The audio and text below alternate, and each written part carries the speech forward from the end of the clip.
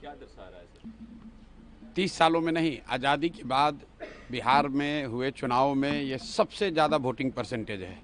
ये दो बातों को दिखाता है। पहला कि जो बात हम लोग पिछले कई महीनों से, बल्कि मैं 1-2 साल से कह रहा हूँ कि बिहार में 60% से ज़्यादा जनता बदलाव चाहती है और पिछले 25-30 साल से जो राजनीतिक विकल्प के अभाव में एक तरह से धीरे धीरे राजनीति को लेकर, चुनाव को लेकर उदासीनता बन गई थी, विकल्प नहीं था लोगों के पास।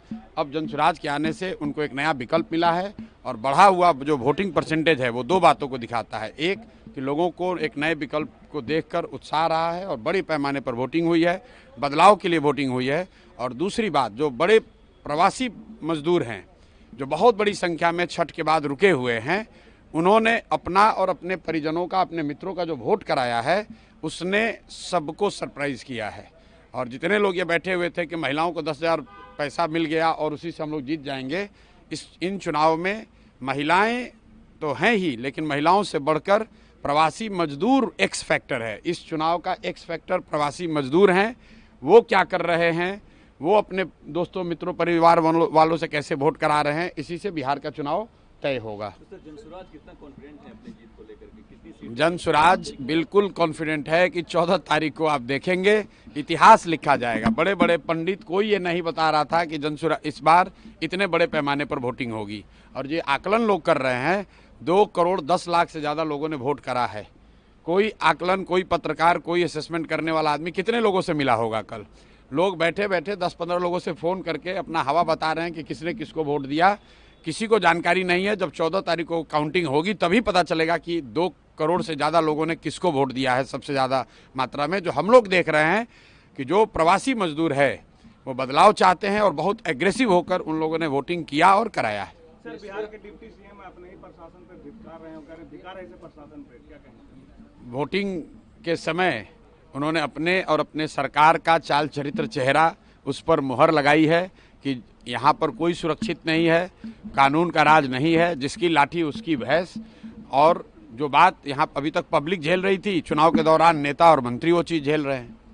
आरजेडी का भी एक विधायक है, वो पुलिस को धमका रहे हैं, एक दूसरे का बाल नोचेंगे, ऐसा पीएम मोदी कह रहे हैं। भाई, वो बाल नोचेंगे कि सर नोचेंगे ये उनका काम है। मैं इतना जानता हूँ कि बिहार की जनता ने कल के वोटिंग में दिखाया है कि उनके पास जब विकल्प एक मिल गया तो उन्होंने बढ़ चढ़ के वोटिंग में, लोकतंत्र के इस पर्व में हिस्सा लिया है।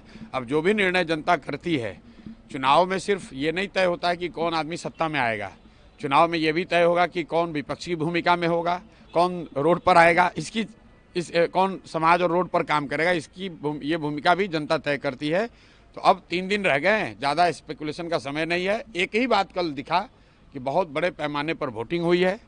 ये वोटिंग दिखाता है कि एकदम क्लोज कॉन्टेस्ट है, लड़ाई है, हर सीट पर, हर बूथ पे, हर गांव में लड़ाई है और लोगों के पास विकल्प है। जनसुराज की सबसे बड़ी सफलता यही है कि लोगों के पास एक विकल्प है। लालू के डर से नीतीश भाजपा और भाजपा के डर से लालू को वोट देने की जो मजबूरी थी, वो मजबूरी खत्म हो गई है। लोगों में उससे उत्साह है कि उनको एक नया विकल्प, एक नया रास्ता दिख रहा है, इसीलिए लोगों ने इतने बड़े पैमाने पर वोटिंग करी है। आरजेडी के विधायक वो पुलिस को धमकी दे रहे थे कल। 22 सीटों में 100 सीटें बीजेपी जीत रही है। सम्राट चौधरी को ये बताना चाहिए कि वो तारापुर जीत रहे हैं कि हार रहे हैं। अपना चिंता करें कि तारापुर में जीत रहे हैं कि हार रहे हैं।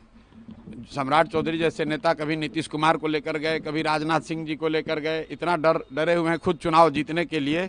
अपने जितने एनडीए के बड़े नेता हैं सबका जाकर मीटिंग्स, रैली करा रहे हैं। अगर इतने ही कॉन्फिडेंट हैं तो बाकी लोगों को रैली कराने की क्या जरूरत थी? खुद ही जीत जाते, अपने काम के आधार पर जीत जाते। उन्होंने कहा है कि जो रोजगार के मुद्दे पे हैं, युवाओं ने बढ़ चढ़ के वोट दिया आरजेडी और गठबंधन। देखिए, तेजस्वी यादव कब कॉन्फिडेंट नहीं थे कि कल कॉन्फिडेंट दिखे आपको? ये लोग तो चुनाव के 6 महीना पहले, साल भर पहले ही कॉन्फिडेंट है कि हम ही मुख्यमंत्री बनेंगे। तो ऐसे लोग जिनको अपनी कोई जानकारी है नहीं, ज़मीन पर घर से बाहर निकले, पार्टी के दम पर, जाति के दम पर या भाजपा विरोध के नाम पर भीड़ इकट्ठा हुई, गए 2 मिनट भाषण वाषण किया, घर पर चले आए। उनको क्या जानकारी है कि गांव में निचले स्तर पर क्या बात हो रही है? आप मुझे, जितने पत्रकार लोग हैं, ये बताइए कि किसी मीडिया चैनल ने, किसी पत्रकार ने, किसी राजनीतिक विशेषज्ञ ने, किसी पार्टी ने अगर ये कहा हो, किसी नेता ने कहा हो कि बिहार में इस बार अप्रत्याशित वोटिंग होने वाली है? किसी ने नहीं कहा है।